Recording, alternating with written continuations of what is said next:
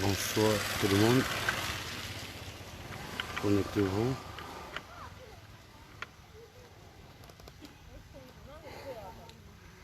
Connectez-vous.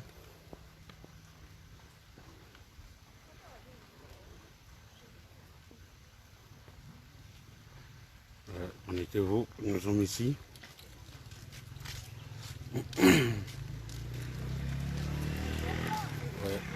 Nous sommes ici à Bansoir. Vous pouvez constater la population, les habitants du village Banok en train de rentrer du champ, partager au grand maximum. Je vais vous faire une visite des lieux avant qu'on ne lance des hostilités. Vous voyez, c'est ça le Cameroun. C'est de ça que vivent les Camerounais, du travail, des travaux champêtres, des plantations. C'est de ça qu'il est question.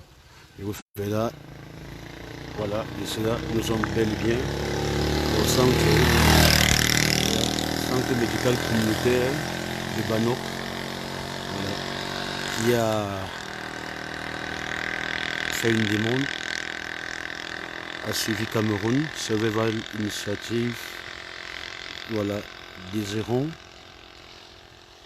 bénéficier également du matériel médical, du kit dont vous avez voulu cotiser pour pouvoir combattre le coronavirus à travers une initiative lancée par le président élu, le président Maurice Kamto, pour soucieux de la santé et du bien-être du peuple camerounais, voilà, qui était sans orientation. Donc, puisque nous y sommes déjà, je vous fais une petite visite d'idée du site. Tellement magnifique le paysage. Et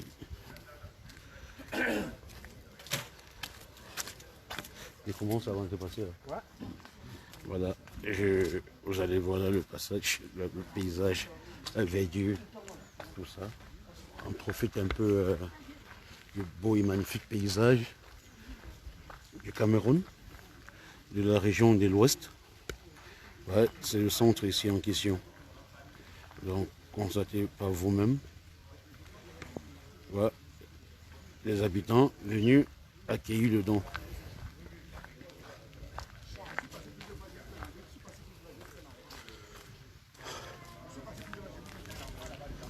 Donc, partagez.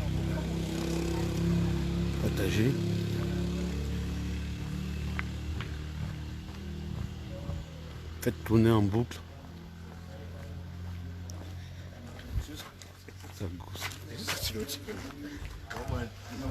Voilà, les associations ont commencé ici. Le centre médical polyvalent communautaire de Banok est vraiment heureux de vous accueillir ce soir dans le cadre de votre périple pour nous aider à être de plus en plus en bonne santé. Vraiment, tout le personnel de l'hôpital, tous les grands responsables de ces structures hospitalières vous disent soyez la bienvenue à Banok et que le Dieu de Banok, le Dieu de Bansoir qui vous a conduit jusqu'ici, qu'il vous ramène sans heurts jusque dans vos domiciles respectifs. Vous êtes la bienvenue, messieurs. Merci. Merci.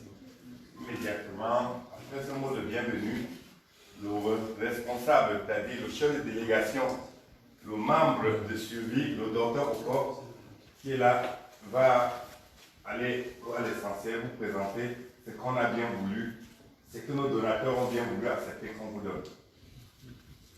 Partagez. Merci. Partagez le live. Nous sommes ici au centre, au centre médical communautaire de Banok. Un point de sympathie vis-à-vis de Survie Cameroun. C'est un honneur pour nous de découvrir Banok. Moi, à titre personnel, c'est la première fois que je viens ici. Et dans toute mon imagination, j'aurais difficilement imaginé qu'on peut avoir en plein Penka Michel un tel hôpital avec une telle vertu donc déjà je suis surpris agréablement. Maintenant, pour revenir à l'objet de notre descente, il s'agit bien sûr, comme vous le savez déjà et comme l'a dit Mathieu, d'une remise de dons. La remise de dons vient d'où? Elle vient d'une initiative Survie Cameroun qui a été lancée le 3 avril dernier, 3 avril 2020, par un citoyen camerounais, Maurice Kamto, qui a voulu que le peuple camerounais comme un homme face à la crise sanitaire majeure qu'est le coronavirus, et bien que le Camerounais se mobilise, les Camerounais de tous les horizons, de toutes les obédiences politiques, religieuses, qui soient ici au pays ou dans la diaspora, qui se mobilisent et qui apportent leur contribution à la lutte contre cette épidémie majeure. C'est donc dans cette foulée, et c'est en rejoignant le mot d'ordre lancé par le président Kamto que les Camerounais du pays de la diaspora se sont mobilisés et ont contribué. Les ressources mobilisées ont permis donc d'acheter du matériel médical. Bien sûr, on n'a pas commencé par le matériel, nous avons commencé par la distribution des masques et des gels dans le but de prévenir la transmission de l'infection. Mais la logique voulait qu'au-delà de la prévention auprès des populations, dans les marchés, dans les carrefours, dans les villages, dans les écoles, il était bon de penser également aux hôpitaux. Parce que quand on n'a donc pas pu se prévenir de la maladie, on peut l'attraper, on peut en être infecté, avoir des complications. Il fallait donc penser à ceux qui dans les hôpitaux auront besoin de soins, auront besoin de suivi. C'est la raison pour laquelle donc, ce matériel a été acheté et vous sera remis aujourd'hui. Il s'agit de quoi concrètement? Il s'agit essentiellement du matériel de protection, du matériel de protection d'une part du personnel, du matériel de prise en charge d'autre part. Je vais vous présenter, pour faire plus rapide, plus simple. Il y a d'une part, dans le cadre du matériel de protection du personnel de santé, nous avons là des gels hydroalcooliques. Comme vous le savez, la solution hydroalcoolique permet, n'est-ce pas, de se prémunir d'une éventuelle contamination. Ça ne remplace pas, à proprement parler, le lavement des mains qui reste la mesure principale, mais entre deux lavages de mains, si ce n'est pas possible, on peut utiliser du gel hydroalcoolique. Et là, ce gel hydroalcoolique a été financé par des Camerounais, fabriqué par des Camerounais et remis aux Camerounais. Donc c'est une fabrication locale, par des entreprises locales qui ont bien voulu apporter leur contribution à l'initiative lancée par le président Kamto sur fond collecté par Survie Cameroun. Nous avons également des masques, toujours dans le matériel de protection, des masques barrières.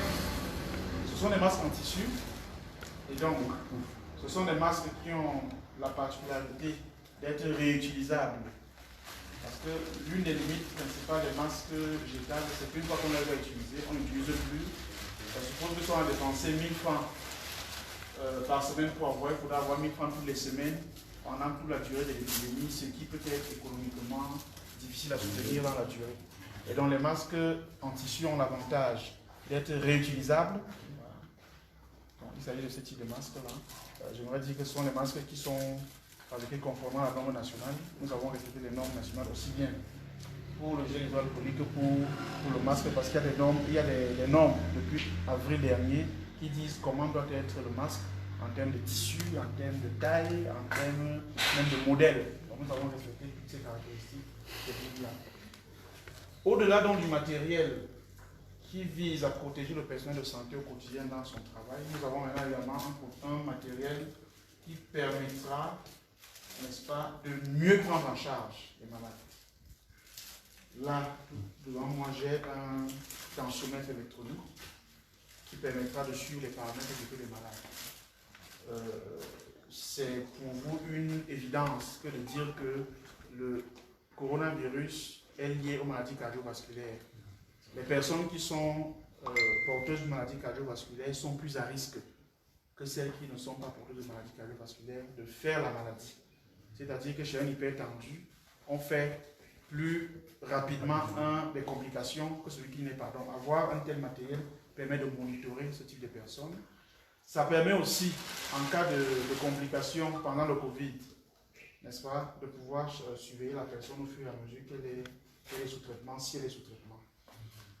Au-delà de ça, nous avons là un matériel un peu plus technique, un peu plus rare et très précieux. C'est un électrocardiogramme, un ECG en abrégé. C'est un appareil qui permet de monitorer l'activité cardiaque, le fonctionnement du cœur, la taille du cœur, la forme du cœur, la fréquence cardiaque et même la force de projection, la force de propulsion du sang par le cœur. C'est important dans le contexte du Covid et en dehors du contexte du Covid. Dans le contexte du Covid, c'est important parce que le protocole que nous utilisons actuellement au Cameroun, qui est fait de la bithérapie, hydrochloroquine, azithromycine, dans certains cas, pas dans tous les cas, mais dans certains cas, peut être porteur de complications cardiaques.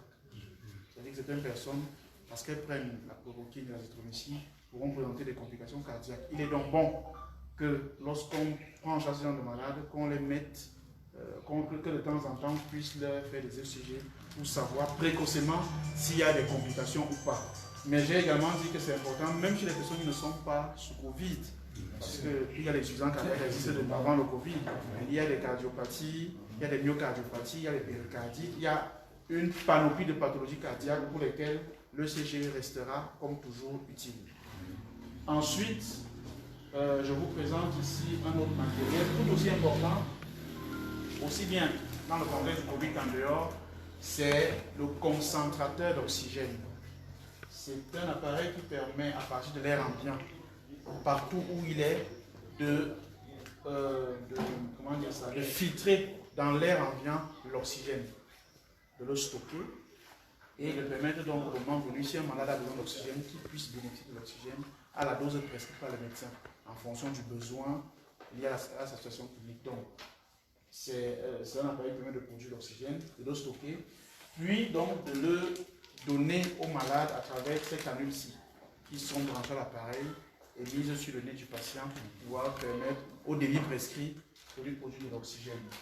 Nous avons au-delà de ça les masques à oxygène, parce qu'en fonction du patient, s'il est par exemple comateux ou pas, on peut avoir besoin d'un masque pour s'assurer véritablement que l'apport en oxygène est fait de façon conséquente et de façon suffisante. Ici, il y a un autre matériel qu'on appelle le saturomètre. Le saturomètre, c'est l'appareil qui permet, à partir du doigt du patient, d'évaluer les besoins dans l'oxygène du patient. Parce que tout à l'heure, on a dit qu'il y a le coronavirus, mais quelqu'un peut avoir besoin d'oxygène, encore faut savoir en quelle quantité. Une personne peut avoir besoin de 5 litres par heure, une autre personne 15 litres, une autre personne encore plus. Donc, c'est cet appareil qui permet d'évaluer le besoin. Et donc, c'est celui qui conditionne donc à la fois la prescription du médecin et aussi l'utilisation du concentrateur. Donc, c'est très important. Et comme je l'ai dit, c'est valable aussi bien pour les patients Covid que pour tous ceux qui n'ont pas, qui ne sont pas atteints par le Covid. Les infections respiratoires, les anémies, toutes les situations dans lesquelles on aboutit à un besoin d'oxygénothérapie. Donc voilà de manière ramassée le don que nous apportons aujourd'hui. C'est comme j'ai dit tout à l'heure, c'est le fruit de la mobilisation des Camerounais. Mobilisation. Donc on n'est pas venu ici pour chercher des éloges particuliers. Non, pas d'éloges particuliers. Nous sommes venus remettre ce que les Camerounais se sont mobilisés à collecter. C'est de l'argent qui a été collecté, puis converti en matériel à travers l'achat de matériel. Et maintenant, nous avons le devoir, très humblement, de vous l'apporter ici pour que les Camerounais de Banok, de Penka-Michel, de la Main-Noire, eux aussi bénéficient de l'effort national des fils et des filles du Cameroun. Donc voilà en gros ce que je peux dire.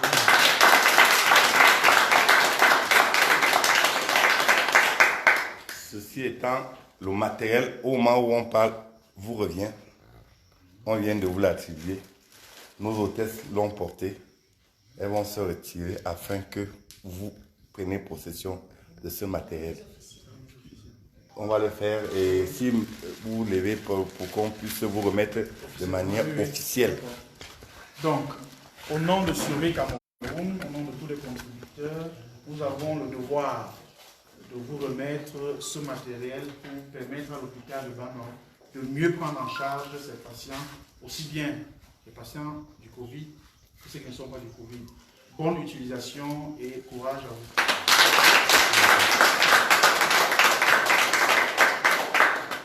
Si vous avez un mot, c'est le moment. Si vous avez un mot, c'est le moment. C'est ça, ça sent Là, vraiment là. honoré. Ça sent vraiment honoré. C'est un réel plaisir de vous recevoir d'abord dans notre modeste cadre. Ce matériel qui est tellement important dans la lutte d'abord contre le Covid et qui va nous permettre, puisque vous tombez tellement à point parce que nous sommes en train de mettre sur pied une unité des réals. Nous nous rendons compte que vous nous apportez un certain matériel que nous manquons déjà. Il y a un artiste camerounais qui avait dit à quelque chose comme moi est bon. Très bon. Très bon. Donc, si, peut-être s'il n'y avait pas eu cette pandémie, nous n'aurions jamais eu à avoir cette initiative de tous les Camerounais pour pouvoir recevoir ce prestigieux don. Les mots me manquent, nous vous disons tout simplement, grandement, merci.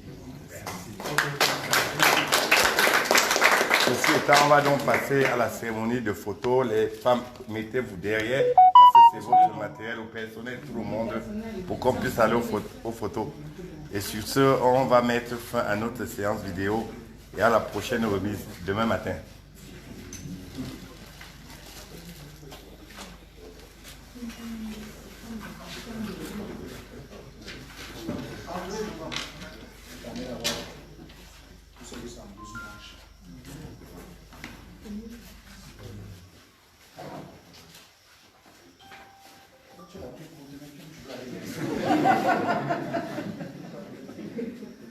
Oui.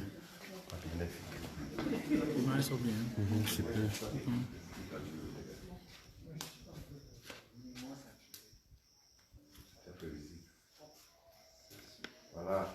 Souriez, riez.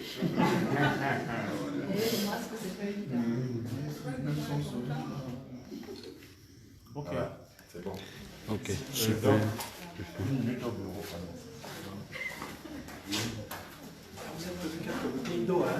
Juste pour vous. Ok. C'était ainsi la clôture de cette journée. Les filles avec les deux.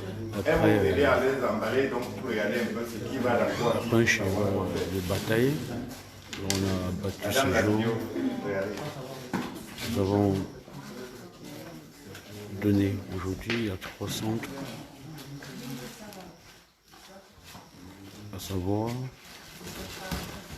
fait, dans les différents départements, on était à Fumban, on a donné à Bafoussam, et maintenant nous sommes à Bansoa. Donc la suite c'est pour demain. Suivez notre petite aventure. C'est toujours un immense plaisir et honneur de donner. Voilà, et il y a plus de joie à donner pour nous. Voilà, c'est qu'on a reçu.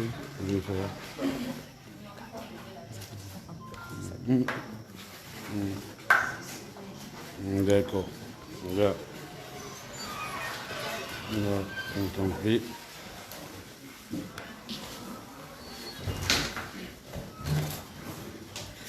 On va prendre, on va chercher quelqu'un. On va prendre un avis. On va s'exprimer.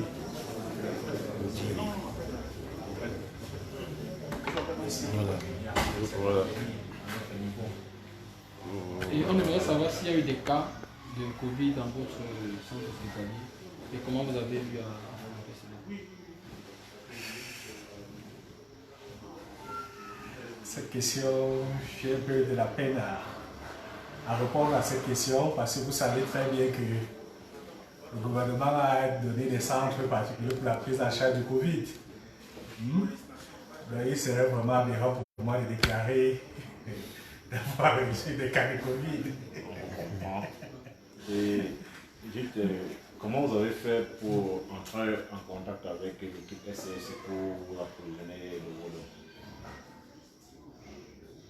C'était par l'entremise d'un tout au hasard comme ça, un ami qui est à Bafoussam, m'a appelé urgemment, on est en train de recenser, si tu veux avoir le don de suivi Cameroun, envoie le nom de ton centre, envoie ton contact. C'est ce qui a été fait. Ça fait un bon bout de temps. Hein. À un moment, nous avons même cru que c'était quelque chose d'oublié. Mais ça fait, je crois, 1 ou 2 semaines que Dr Oko m'a appelé m'annonçant que vous deviez passer. Et quand même, été notre surprise de vous voir ici aujourd'hui. Et comment vous vous sentez? Quelle émotion vous traduisez après la réception de ça? Oh, satisfaction, une émotion, un sentiment de très grande fierté. D'abord d'être, je me sens un peu privilégié. Parce que je ne crois pas que, malgré que Suivi Cameroun a fait des efforts, mais je ne crois pas que c'est tous les centres qui puissent en bénéficier. Nous sentons d'abord premièrement honorés et sentiment de fierté en tout cas. On peut constater que l'émotion est au rendez-vous. Effectivement. Donc, comment comptez-vous gérer ces dons?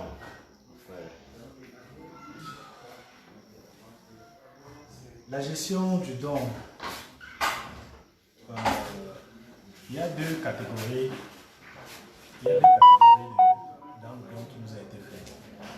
Il y a la première catégorie, c'est pour des mesures de protection. Des mesures de protection contre les infections au Covid-19.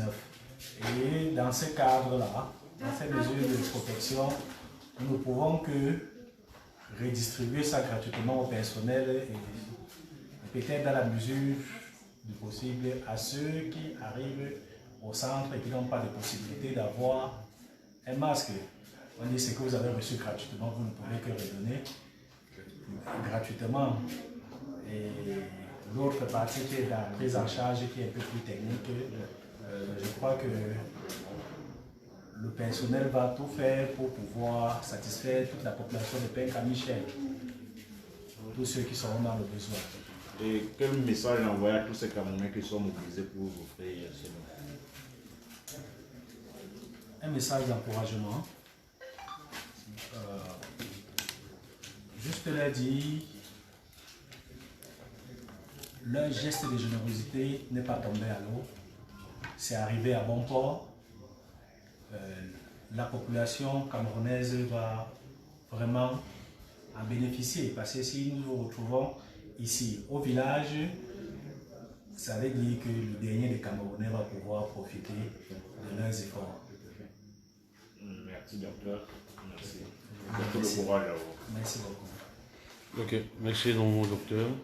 C'est un plaisir pour nous, pour moi, l'équipe Suivi Cameroun, d'avoir découvert aujourd'hui ce centre qui c'est magnifique, très beau chez vous, paysage et tout. On comprend que la rigueur dans l'entretien, c'est pas la blague. Donc nous vous remercions également de nous avoir permis de venir chez vous et afin de vous remettre ces équipements. Et vous souhaitons également d'en faire très bon usage. Merci. Merci encore, docteur. Merci.